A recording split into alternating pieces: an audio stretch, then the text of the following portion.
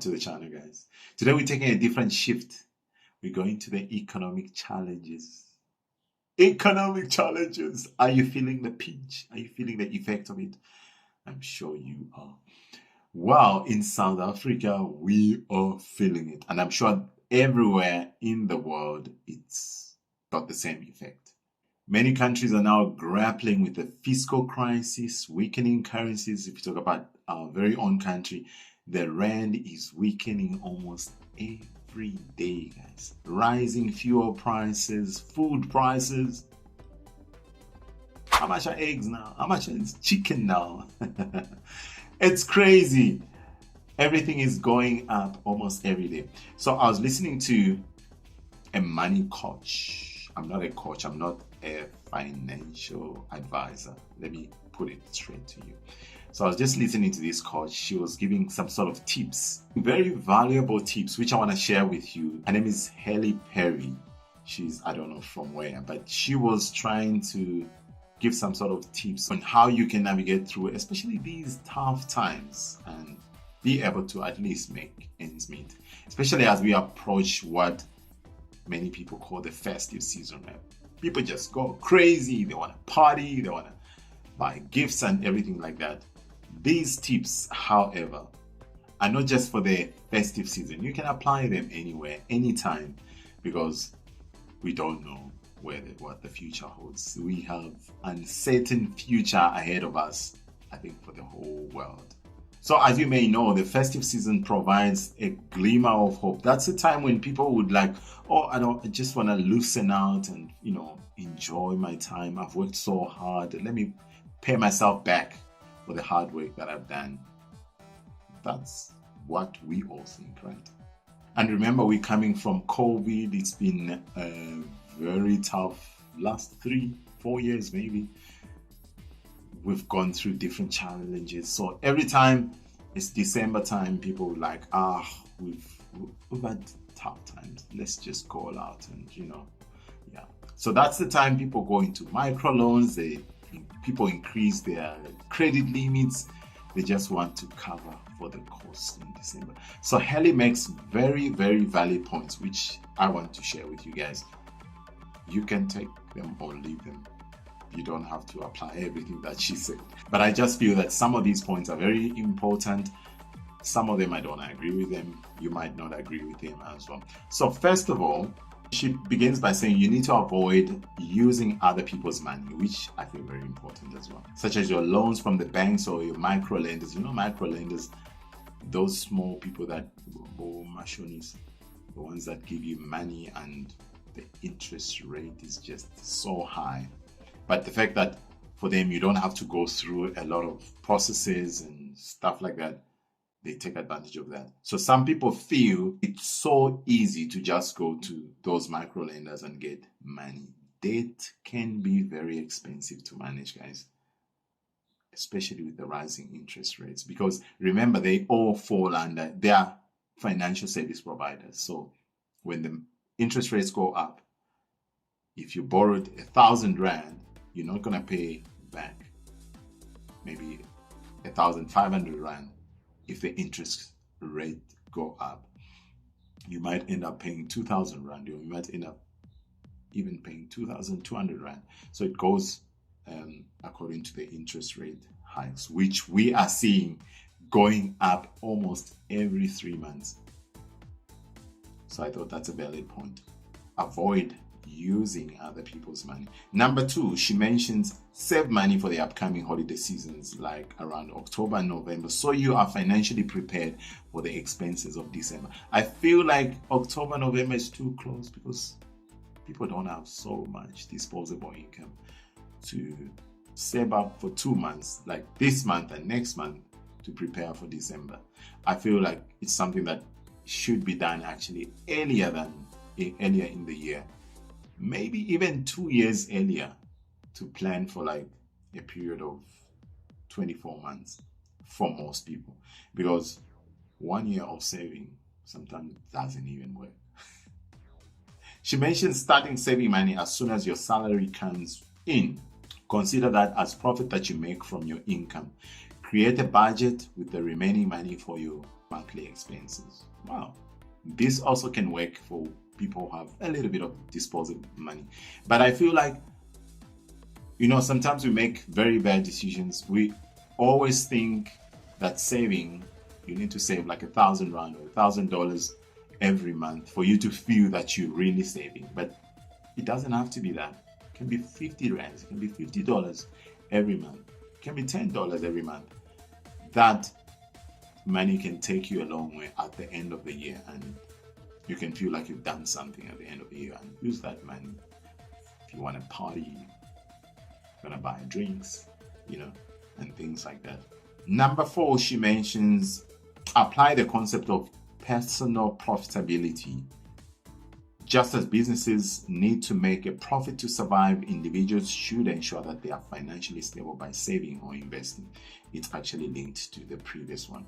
Automate your savings by setting up scheduled transfers or direct debits to ensure you consistently put money aside for your financial goals. Yeah, sometimes it's so difficult to go get money from the bank and then deposit in your savings account. So sometimes you can just do a direct deposit from wherever your money is coming from, whether it's your salary, your business. Every month you just set aside, it's 50 rands every month.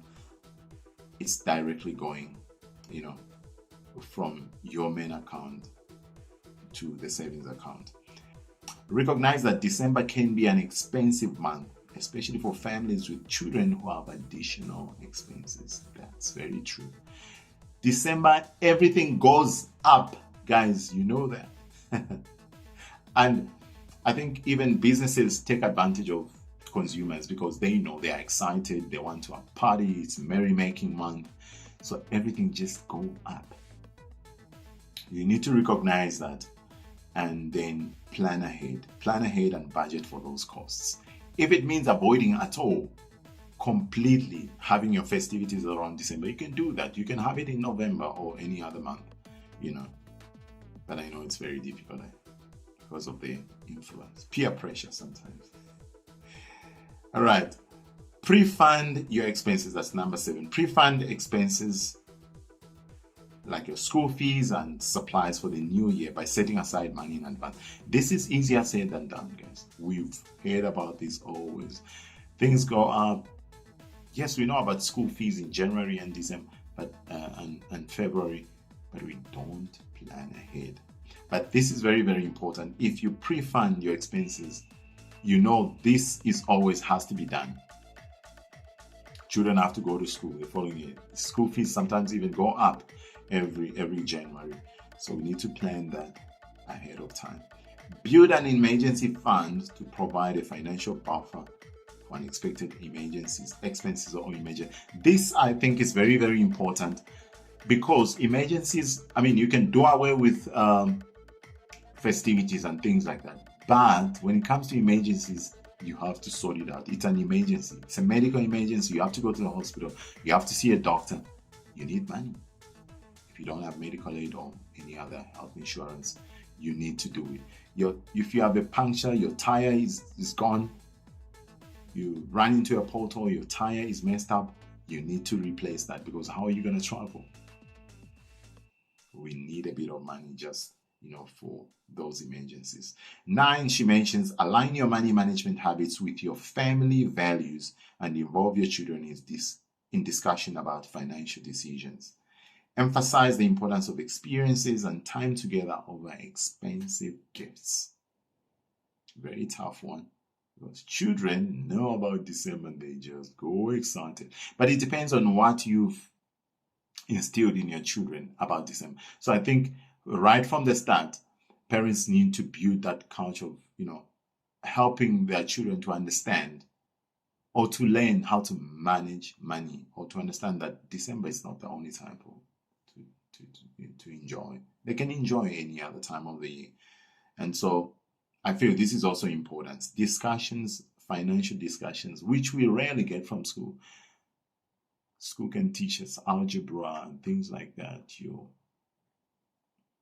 calculations, but they won't teach us how to manage money. So it's something that we can start, implementing in the families. Lastly, she mentions be open in your family about making changes to your spending habits to ensure a less financially stressful year ahead. Be upfront. If you don't have money for December or to have a big party at home, be open to the family. Let the family know that, yes, we're going to have something at home. We're going to have a party, but it's just going to be a small thing. We're not going to go for holidays this year as we planned, or as we've always done, because there's no money to do that. So right ahead of time, engage families into discussions about money management and the plans that you've made for a particular year. So these were very important points, and there's a very nice part that I liked about this interview, and I'm going to play you a clip, because right after all these tips that she mentioned, the journalist that was interviewing her mentioned something very, very important. It was a very important question. I want you to listen to it and listen to how she explained it. So these financial tips really apply to people who have the flexibility of a little bit extra every month that they can play with, that they can invest, that they can save. And unfortunately, the reality is that so many millions of South Africans are either reliant on grants or are living hand to mouth, where they don't know, are they going to get through the next week financially, let alone get from now, which is the first week in October, to the end of December financially. For those families, where is the starting block? Because it all seems so incredibly overwhelming, and it doesn't look like there's any glimmer of hope on the horizon that things are going to stabilize financially. Yeah, the reality is that managing money is always going to be that much harder when there's less of it. That's a reality that we can't get away from, and unfortunately, it's a particularly hard reality of living in South Africa. That said, we do know that whenever people are dealing with money in any way, shape, or form, whether it's a salary or a grant, what always helps when you've got access to money, no matter how much it is understanding A, how money works, and B, how you can work with it better. There are certain rules around money. There's certain basics that unfortunately very few of us are ever taught at home or at school. So my advice would be to anybody embarking on, this journey around managing their money and wanting to do it in a way that works better for them, is to get yourself a financial education, because it is a skill that can be learned just like any other. And unfortunately, it comes with often a lot of jargon and also a lot of emotion. Often money was, particularly if there's not a lot of it in a home, it can be used as a weapon and a tool. There's fear and there's shame. And so there's this mystery that surrounds money that we need to remove. Because once we get ourselves a financial education, we educate our family, we educate our kids, what we do then is the money we do have, we learn to manage it better. So that's the reality that we have, guys. People are in poverty. It's the picture in the whole world, I think. Not just in South Africa. Many people are living in poverty. So the points that she spoke about earlier, which we itemized, they can work well for people that are doing well. They have some sort of income, They even have a little bit of extra to save. But starvation remains a major challenge in the Eastern Cape. A Department of Social Development report on child poverty states that 8 million children in rural areas are malnourished. Many families in the Eastern Cape live below the poverty line, with most relying on social income grants to buy staple foods for survival. This mother of 10 feeds and supports her family with a meager 1,500 rand a month, which she receives from her 3 children's 500 rand childcare grants. Her siblings do not have birth certificates and therefore cannot be registered with SASSA. Ntombizandile says every day is a struggle to put food on the table, and often the children go to bed hungry.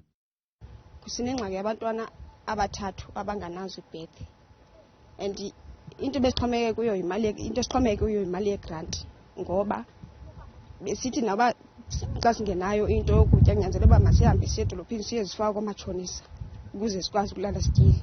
If we look at the reality for the whole country, for the majority of people in the world, the situation is different. Yes, she speaks about the importance of financial education. Very, very important. We need that. We need education, because if you're not educated financially, then you can't understand how money works. You need to learn how to manage money effectively. That's crucial for everybody. But I feel like she overlooks the fact that many people in tough economic situations may not actually even have quality financial education resources. They may not even have it readily available. So simply stating the need for education without addressing the systemic barriers that limit that access to education is not enough. It's like telling somebody who's stranded in the middle of a desert to go find water without really providing the map for them. How would they get there? Secondly, she also mentioned removing the mystery around money. Yes, people don't understand money. So I think it's time that people are more educated about money. There's a lot of stigma surrounding money. Some people believe they can only do something if they have a certain amount of money. They don't know that with the little amount of money that they have, they can make things happen. So yes, open, honest conversations about finances, they can actually help families to overcome that fear and the shame that is associated with money. That's an essential step toward better money management. But again, she oversimplifies the complex emotional and the psychological factors that actually contribute to financial difficulties. Yes, fear and shame, and I feel they are not just dispelled with education alone. We should acknowledge that, sometimes addressing financial issues goes beyond just education. Sometimes people require therapy or counseling, which may not even be readily available to everyone, especially to the majority of people going through tough times. And lastly, she speaks the potential for better financial management. Yeah, she suggests education, financial education, to improve money management skills. Yes, individuals can learn to manage money, to manage whatever money they have more effectively if they are educated. That's an optimistic, encouraging message, emphasizing that even in tough times, there are ways that you can make the most of one's resources. You can make the most of the 500 Rand that you're getting for child support grant. Very valid point, but it doesn't consider the structural inequalities. There's so much inequalities that can make financial management difficult for many people. It is very, very important to recognize that individuals who are facing economic challenges may need more than just advice on how to budget, how to save. It's a problem that actually may require systemic changes that may not come in our lifetime. Changes such as fair wages, for example. People are getting less money and the salaries are not going up as they should be, along with the interest rates hike. Affordable healthcare, things like your social grants, and so simply telling people to manage their money better sounds so good. But sometimes it can feel like you're blaming them for their circumstances beyond their control. People are going through tough times. They're out there. So in summary, yes, the advice is very good. It contains valuable insights, but it's also crucial to consider the broader context and the challenges that people are facing out there, especially during the tough economic times.